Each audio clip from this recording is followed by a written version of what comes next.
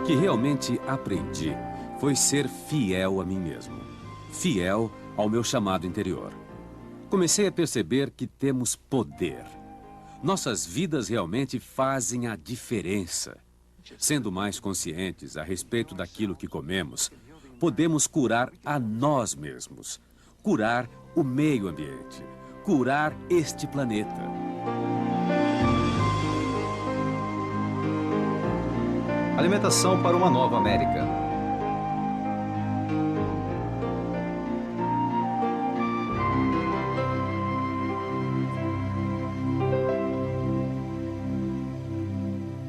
Senhoras e senhores, John Robbins.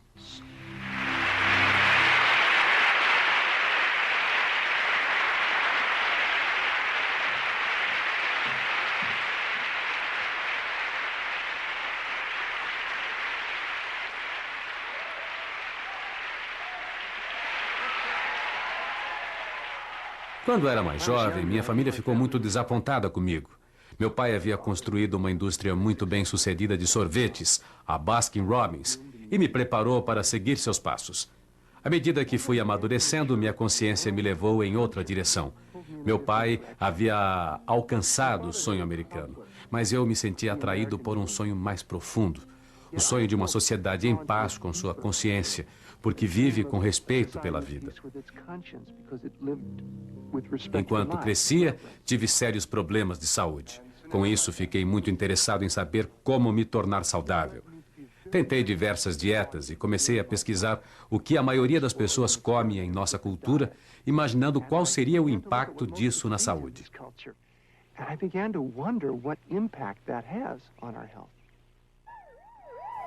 Doenças cardíacas, osteoporose, diversos tipos de câncer, diabetes, as doenças mais sérias da nossa sociedade podem ser causadas, em parte, por aquilo que comemos. Um dos médicos que me ajudou a entender isso foi o Dr. Michael Clapper. Acordei, por assim dizer, quando estava trabalhando no serviço de anestesia. Estava visitando os pacientes para prepará-los para a cirurgia cardíaca, para pontes de safena que vão aliviar coronárias entupidas. Como era muito tarde, à noite, eu mesmo tirei o sangue do doente, levei ao laboratório e fiz os exames. Não dava para acreditar. Normalmente, esta camada líquida que flutua sobre o sangue é transparente, é amarela, mas é possível enxergar através dela. O sangue desse paciente não tinha nada de transparente. O soro que flutuava era grosso, gorduroso e branco, parecia cola. Grudava nas paredes do tubo quando sacudia. Voltei para o paciente e perguntei: Sr. Phillips, o senhor comeu antes de vir para o hospital? Ele respondeu que sim. O que o senhor comeu? Ele disse: um cheeseburger e um milkshake.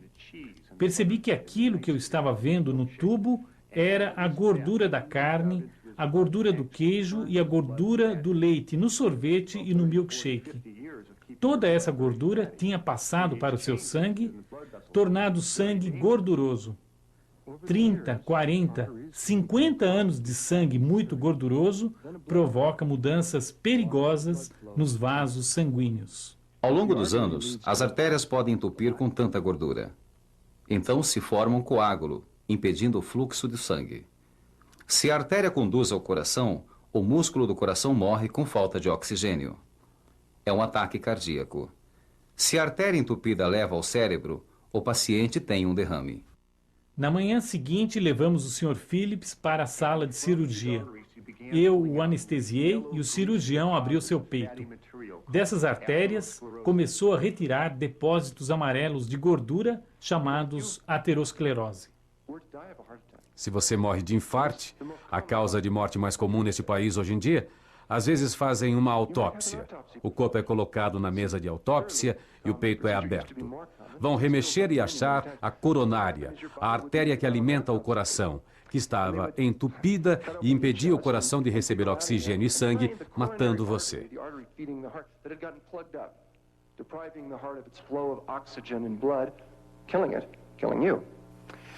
Separam a artéria e literalmente puxam uma grossa linguiça de material sebento, que matou você. Vai ser enviado para o laboratório. No dia seguinte, os resultados voltam e sempre dizem a mesma coisa.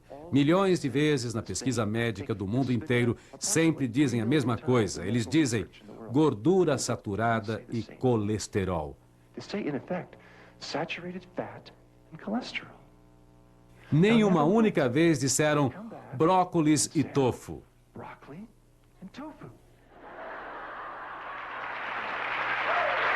Quando vi toda aquela gordura no sangue do paciente, comecei a pensar sobre o meu próprio sangue. Passei a maior parte da minha infância numa fazenda de laticínios, comendo grande quantidade de carne e queijo. Percebi que eu também estava correndo o risco de entupir minhas artérias e ter um ataque cardíaco ou um derrame. A dieta rica em gorduras também pode estar entre os fatores que causam certos tipos de câncer. A primeira dica a respeito da relação entre câncer da mama e alimentação surgiu quando olhamos pelo mundo e comparamos os níveis de ocorrência em diferentes países.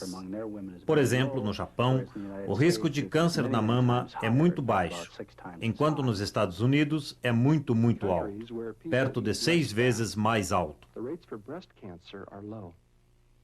Nos países em que as pessoas comem menos gordura, os índices de câncer de mama são baixos. Quanto mais gordura comem, mais alto ficam os índices. Pode ser coincidência ou pode ser uma pista.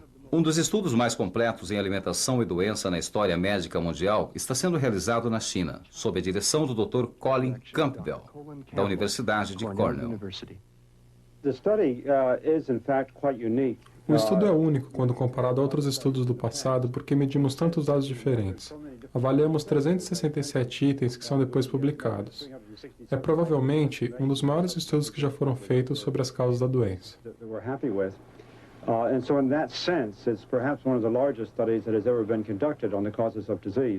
Foi uma oportunidade ideal ir à China e ver o que as pessoas estão fazendo nas diferentes regiões específicas a ponto de provocar câncer em alguns lugares, em outros não.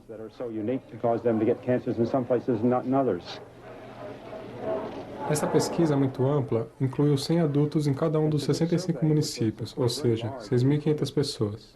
O Dr. Campbell realizou um estudo muito importante, que chamou a atenção de todo mundo.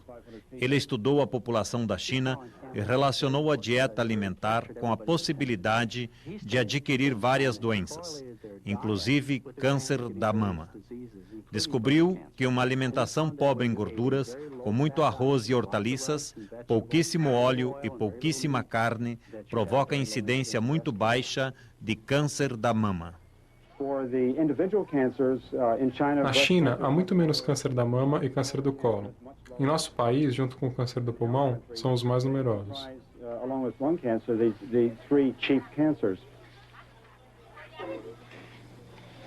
Para descobrir a razão das baixas taxas de câncer, os pesquisadores do Dr. Campbell coletaram centenas de dados de cada pessoa. Hereditariedade, histórico médico, alimentação e exercício.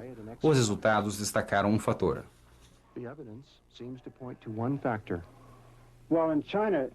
Na China, o consumo de alimentos de origem animal é 10% do total da proteína consumida, enquanto que neste país a média é de 70%.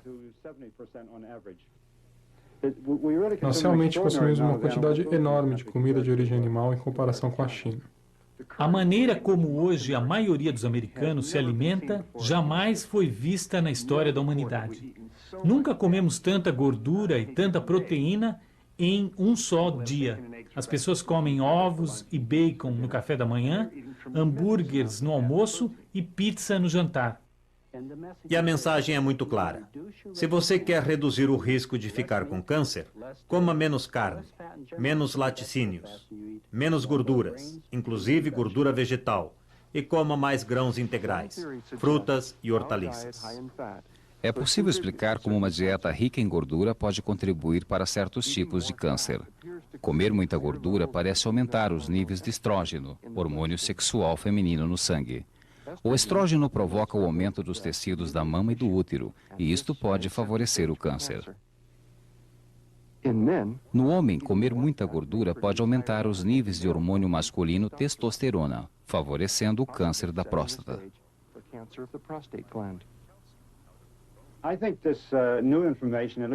Acho que essas novas informações sugerem que devemos consumir uma quantidade menor de todos os produtos de origem animal e tentar tornar nossa alimentação a mais vegetariana possível.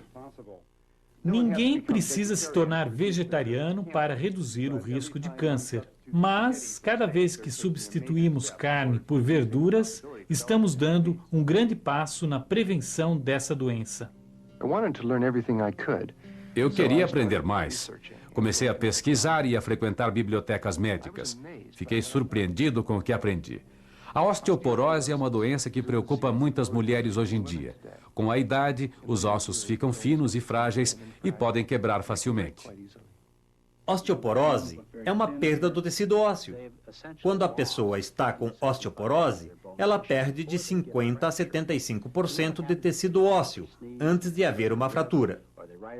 Quando você olha pelo mundo e vê onde a osteoporose é comum e onde é rara, você fica abismado que ela é mais comum onde as pessoas parecem comer melhor, onde consomem mais laticínios, como nos Estados Unidos, na Inglaterra, na Finlândia, Suécia, e aí encontramos as mais altas taxas de osteoporose.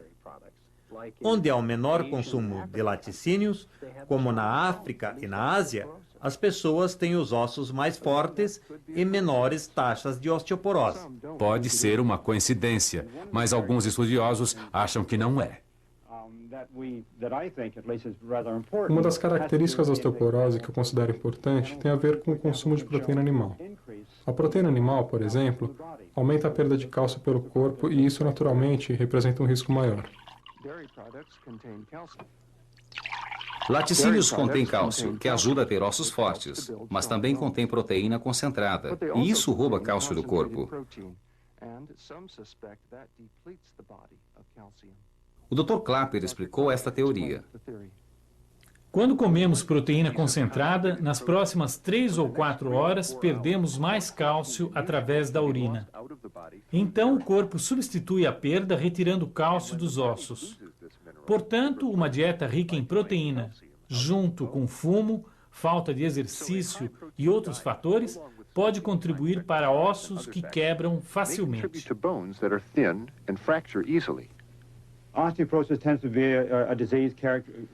A osteoporose é uma doença característica dos países ocidentais. Isso é muito interessante porque aqui nos dizem que quanto maior a ingestão de cálcio, menor o risco da mulher ficar com osteoporose.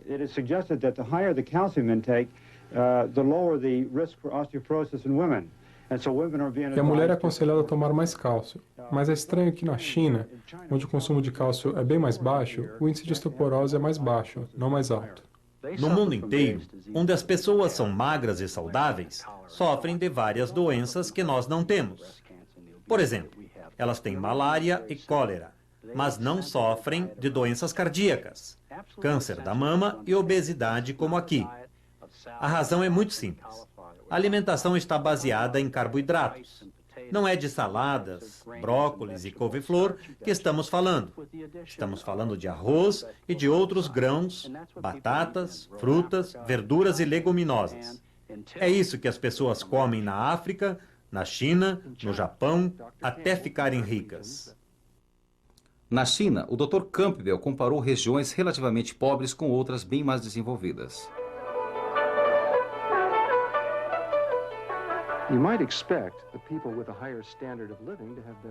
Era de se esperar que as pessoas com melhor nível de vida tivessem saúde melhor. No entanto, elas têm mais doenças cardíacas, mais certos tipos de câncer e mais diabetes.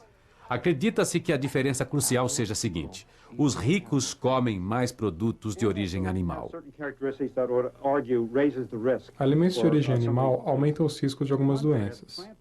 Em contraposição, alimentos de origem vegetal contêm fatores que até previnem o aparecimento dessas doenças. Uma linguagem que não dá para esquecer nem negar. Isto são 2,5 kg de gordura. Esta é a aparência de 2,5 kg de gordura. E isto é que pesam 2,5 kg de gordura.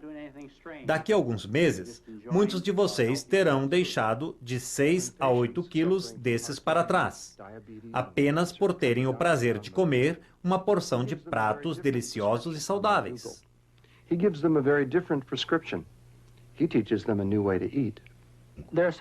Há conceitos muito simples em nutrição e um deles é que o colesterol só está presente em alimentos de origem animal. Não há colesterol algum em qualquer produto de origem vegetal. Isso já dá uma ideia de como dividir a comida. Produtos de origem animal são alimentos ricos, reservados para ocasiões especiais. Produtos de origem vegetal devem ser alimentação diária. Um mito comum é que não podemos obter proteína suficiente de alimentos de origem vegetal. Isso é absolutamente falso. Olhando os estudos científicos dos últimos 50 anos, vemos claramente que para as necessidades humanas, as proteínas vegetais são superiores. Na realidade, eu desafio qualquer nutricionista a programar uma dieta deficiente em proteínas baseadas em alimentos de origem vegetal. Qual é a quantidade diária de proteínas que precisamos? O governo dos Estados Unidos recomenda 50 gramas, mas a pessoa comum neste país consome o dobro. Estamos simplesmente consumindo proteína demais neste país, principalmente proteína animal, e precisamos pensar seriamente em diminuir a ingestão desse nutriente. Em nossa sociedade, as pessoas acreditam que as doenças são causadas por deficiências. Repare no que estão fazendo. Estão preocupadas em comer bastante proteínas. Tomam punhados de vitaminas e sais minerais. Ora, pense em um minuto. Quantas pessoas vocês conhecem que têm uma doença causada por deficiência, como escorbuto, berbere, pelagra? Alguns dos seus amigos foi ao médico este ano por falta de proteína? Este não é o problema. O problema não é deficiência. O problema aqui é excesso. Alguém tem um amigo com problemas de excesso, como excesso de calorias, excesso de gordura, excesso de colesterol? Este é o problema. 12 anos atrás, Coronel Perry teve um infarte. Vou ser honesto com você. Naquela altura achava que ia morrer na mesa de operação. Acontece nesse país a cada 32 segundos. A grande ironia é que nos países pobres, a maioria das doenças que matam é rara.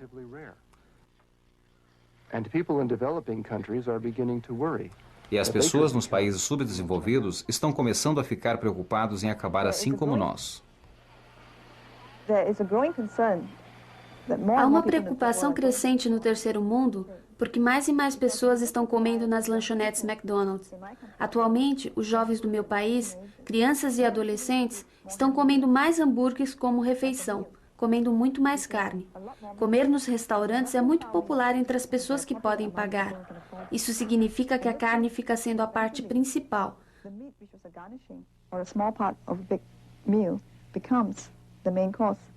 O mesmo pedaço de carne servido para uma só pessoa seria cortada para 5 pessoas em casa. Nossa agricultura tem que produzir 2 vezes mais carne por pessoa do que em 1900. Enquanto viajava pelo país, queria saber mais a respeito daquilo que comemos. Queria ver nos bastidores como nossa comida é produzida. Aprendi que existe um laço muito forte entre o bezerro recém-nascido e sua mãe. As outras vacas sempre mostram muito interesse pelo novo bezerro. É um bezerro forte e saudável. O produtor me mostrou, orgulhoso, a nova adição do seu rebanho. Infelizmente é um macho. Se fosse uma fêmea, eu ficaria com ela. Ele vai poder mamar? Claro. Vai ficar com a mãe esta noite. Amanhã de manhã vai ser levado por um agente para um lugar onde são criados.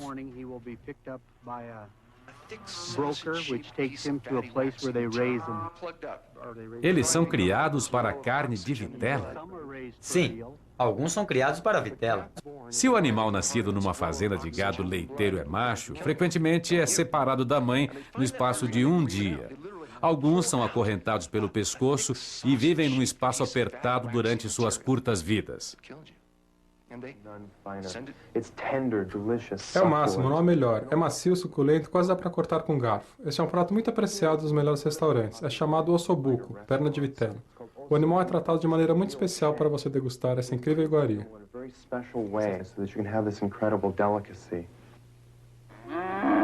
Se o animal raramente pode se mover, seus músculos são fracos e macios. Os músculos são macios, quase pastosos. Repare na cor, pálida, branca, na gordura leitosa. Pagamos mais por isso. Pagamos um preço elevado porque nos ensinaram que carne leve é mais saudável. Os porcos sempre foram brincalhões, sensíveis e afetivos.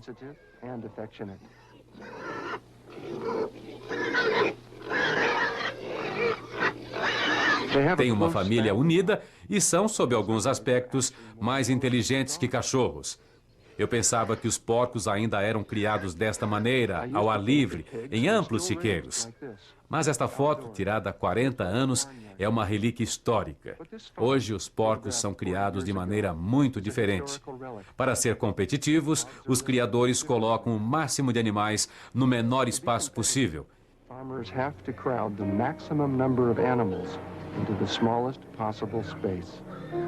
E aqui, eles vivem toda a sua vida.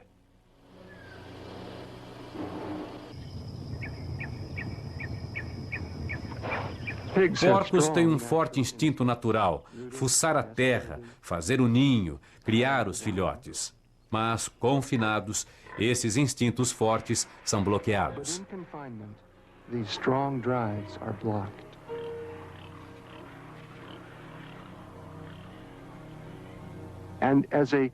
Quando vejo o que é feito aos animais, olho para a minha escolha de alimentos de nova maneira. Como um cidadão consciente, que tem compaixão e respeito pelo mundo, me pergunto: é deste modo que vou colaborar com o mundo?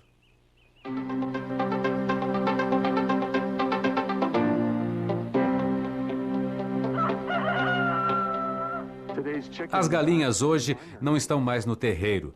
Não ciscam mais o solo, nem olham o sol, nem fazem as coisas que vinham fazendo há milhares de anos.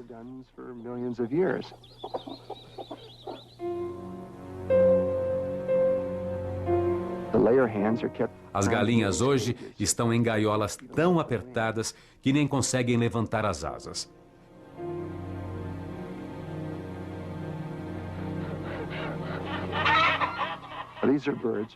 Mas são aves que normalmente defendem seu território e estabelecem a ordem bicando.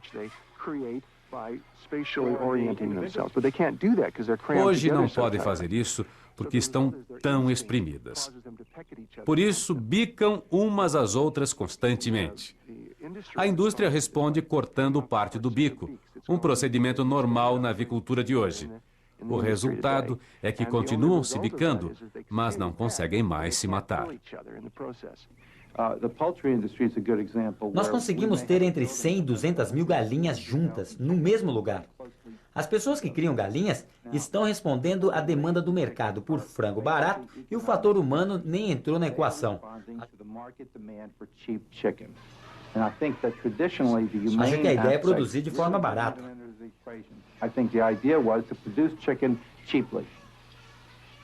Outra maneira da indústria responder à superpopulação e aos problemas que isso provoca é utilizar antibióticos. O aparecimento de uma doença num galinheiro de 200 mil galinhas pode acabar com todas elas num espaço curto de tempo. Portanto, precisamos ter certeza que os antibióticos utilizados combatem a menor infecção. Os antibióticos usados para animais são medicamentos potentes e resíduos dessas substâncias são frequentemente encontrados em carnes e laticínios. Pouco se sabe dos efeitos desses medicamentos no corpo humano, mas é preocupante pensar nisso. O governo estabeleceu um limite razoável para a aplicação. O problema é que algumas pessoas irresponsáveis usam os medicamentos indiscriminadamente, muitas vezes sem supervisão veterinária. Então encontramos níveis altíssimos de resíduos. Se as galinhas estão sendo envenenadas, se as galinhas estão sendo tratadas de maneira tão obscena, o que estamos fazendo a nós mesmos no processo? Lembro como fiquei chocado a primeira vez que vi o gado confinado. Ficou muito claro como a comida que escolhemos afeta o meio ambiente. Quando pensamos em gado, a maioria pensa em John Wayne no pasto, com bois e vacas comendo grama. Entre os 6 e 8 meses, milhares de animais são levados para confinamento e engorda. Esta é uma linha de montagem para produzir carne. Comer grão em vez de grama produz gordura na carne, que parece mármore, bem como o americano gosta. Mas o piquete moderno frequentemente produz ainda outra coisa. The modern feedlot often produces something else.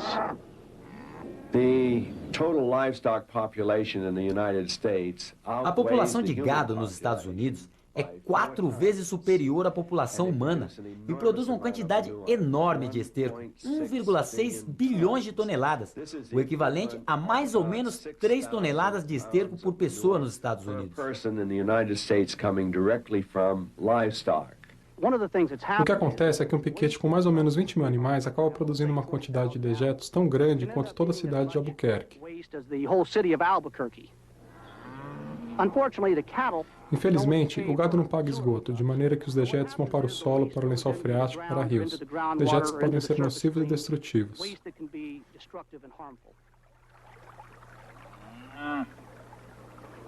Lembrei da fazenda que visitei, onde vi o bezerro recém-nascido.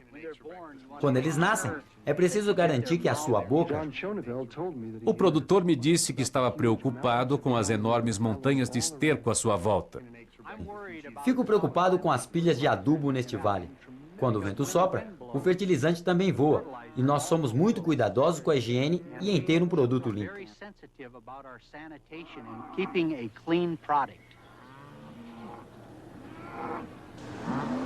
Todas as nossas vacas são lavadas diariamente cada vez que se tira o leite. Fica muito esterco no cercado em que são lavadas, da água que escorre do animal quando é lavado.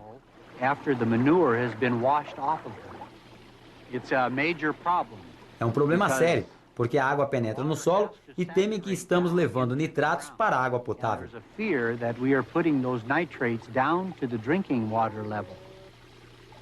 Quando uma indústria de laticínios está cercada de fazendas, o esterco pode ser útil para os vizinhos.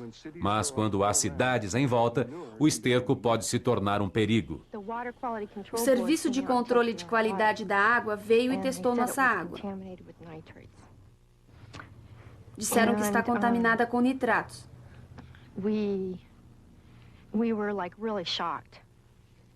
Ficamos chocados e começamos a nos preocupar com os efeitos na saúde das crianças. Carol e sua família viviam perto de uma fazenda de gado leiteiro no sul da Califórnia. Ela pensa que os problemas congênitos de seu filho podem ter sido causados pelos nitratos na água. A pesquisa indica que nitratos podem causar graves problemas médicos.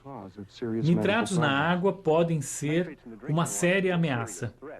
O nenê que bebe água contaminada com nitratos pode ficar com a pele azul, porque no sangue os nitratos combinam-se com a hemoglobina, que leva o oxigênio, impedindo que ele chegue aos tecidos do bebê.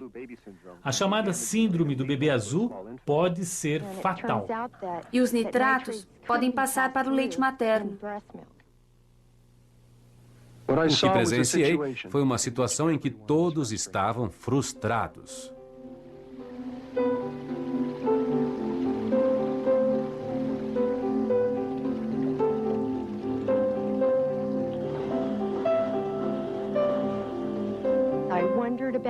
Fico pensando se para meus filhos faltou oxigênio no cérebro, o que impediu seu desenvolvimento mental. Me preocupo com os problemas que podem surgir mais tarde, com os vizinhos que continuam bebendo a água, mesmo sabendo que está contaminada. Fico pensando se eles vão ter câncer.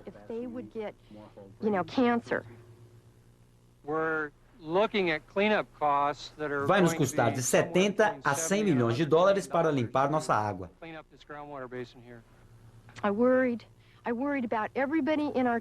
Fico preocupada com as pessoas na cidade que nunca testaram a água. Fico preocupada que eles nunca venham a saber.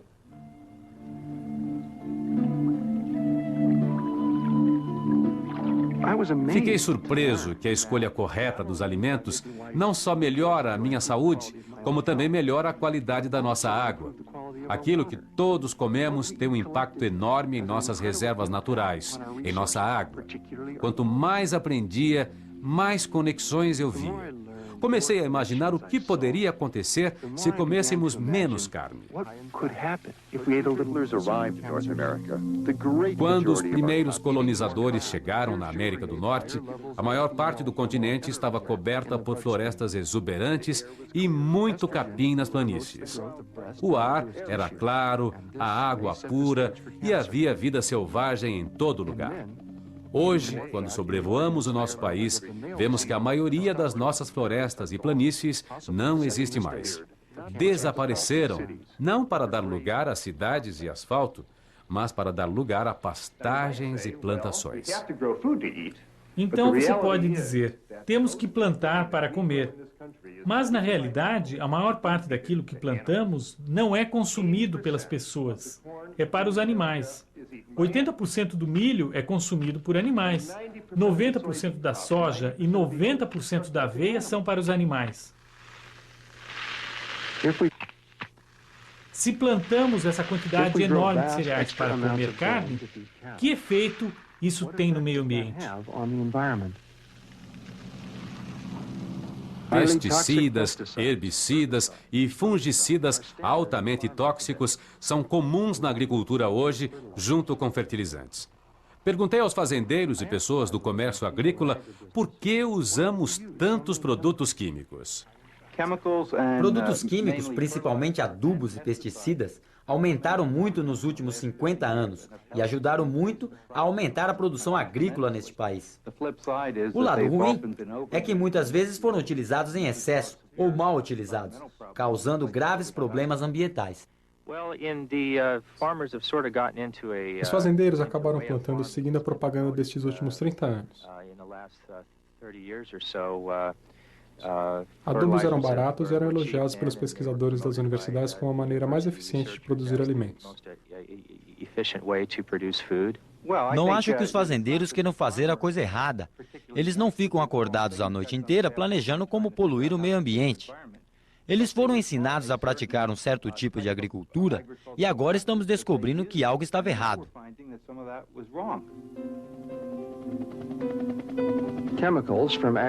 Produtos químicos usados na agricultura frequentemente acabam aparecendo nos lagos e rios. Nitratos dos adubos e do esterco fazem as algas crescerem demais, sufocando as outras formas de vida, porque consomem todo o precioso oxigênio.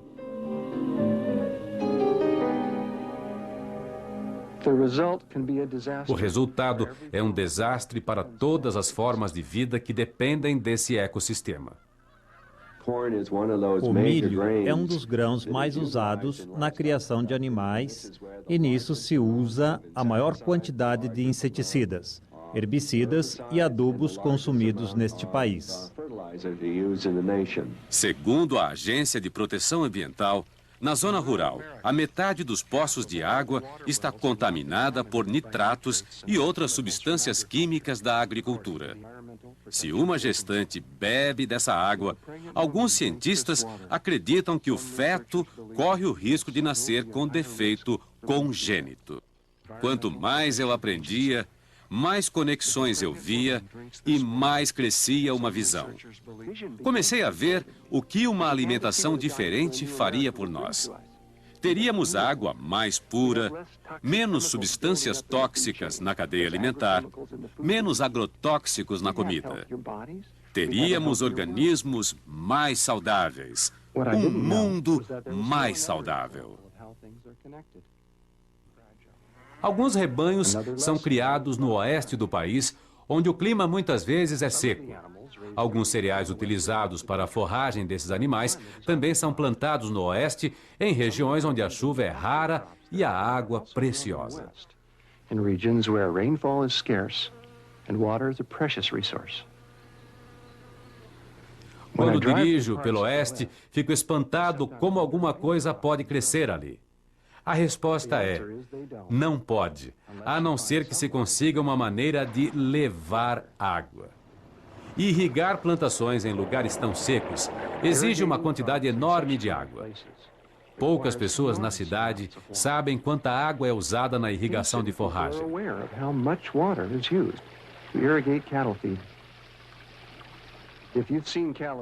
Olhando para a Califórnia, achamos que a maior parte da água é usada em Los Angeles. 12 milhões de pessoas cercadas de jardins e piscinas no semi-deserto.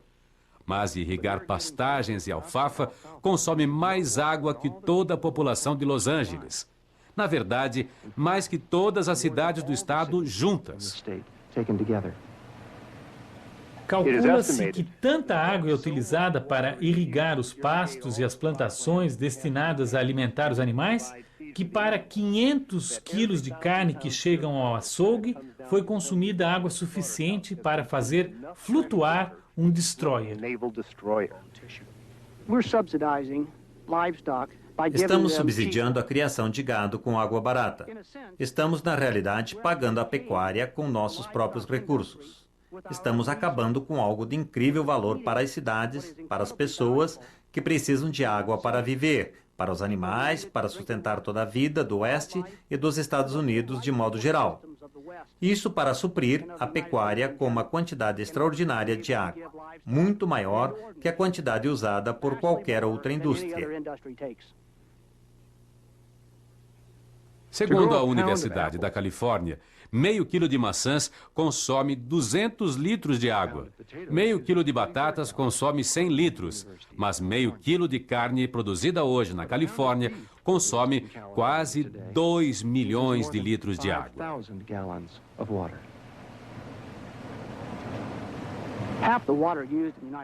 Metade da água usada nos Estados Unidos é hoje consumida pelas plantações destinadas à criação de animais. Como consequência, principalmente no Sudoeste e nos estados das Grandes Planícies, a água do lençol freático Ogallala está sendo bombeada e usada de maneira tão exagerada que nesta geração, provavelmente, já se esgotem as reservas.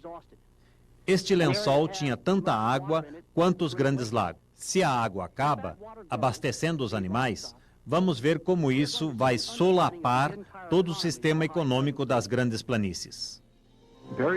Lá no fundo, embaixo das grandes planícies, no coração do nosso continente, está a maior reserva de água fresca do mundo. Esta maravilha natural foi um presente da era glacial.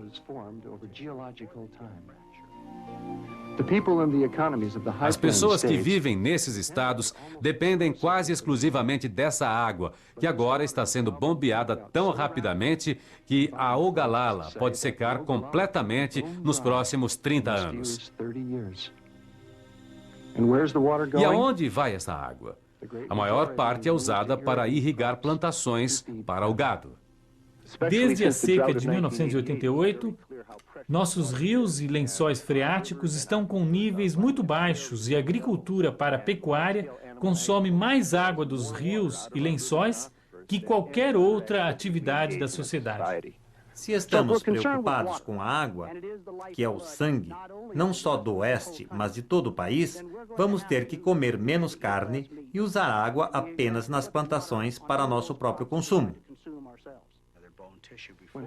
Quando as pessoas compram carne, pensam que o preço é tantos dólares e centavos. Mas se pensamos no verdadeiro custo que a carne exige, enorme quantidade de água, vastas áreas de terra, a contaminação dos sistemas que sustentam a vida, o custo ambiental precisa ser incluído no preço real que pagamos por qualquer produto animal. Se os americanos mudarem sua alimentação e diminuírem a quantidade de carne que comem, haverá uma quantidade enorme de terras disponíveis para fazer coisas maravilhosas. Imagine o que poderia acontecer se as pessoas comessem menos carne.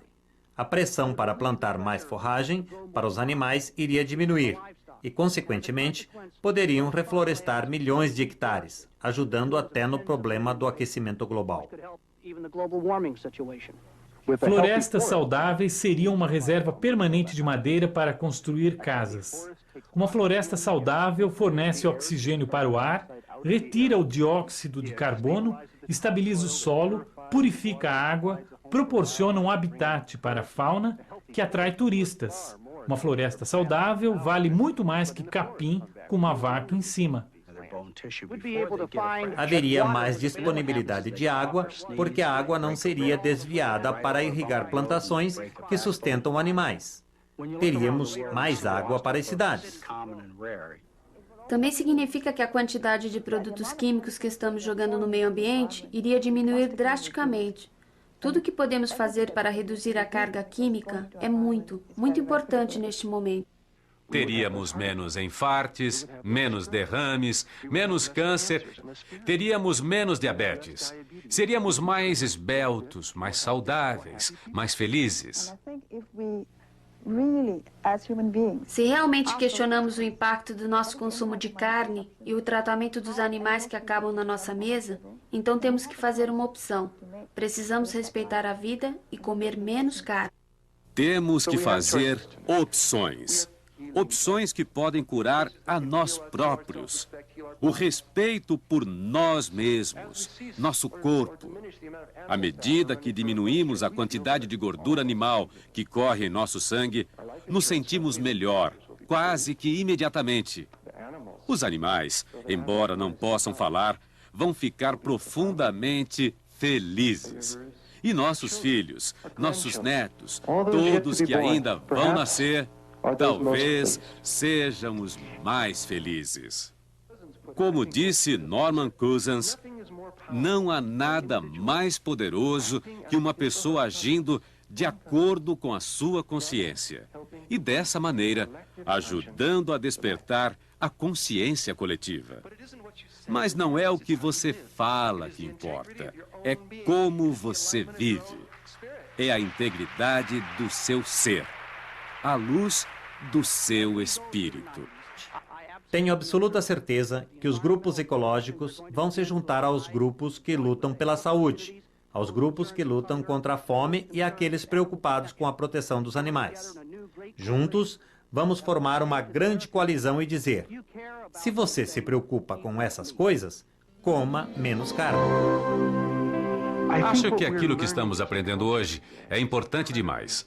Estamos aprendendo que a natureza não é uma mercadoria, uma coisa que podemos explorar como queremos, sem entender as consequências. A natureza é uma comunidade da qual fazemos parte e a qual devemos a vida. Quando tratamos com carinho a natureza, é a nós mesmos que tratamos com carinho.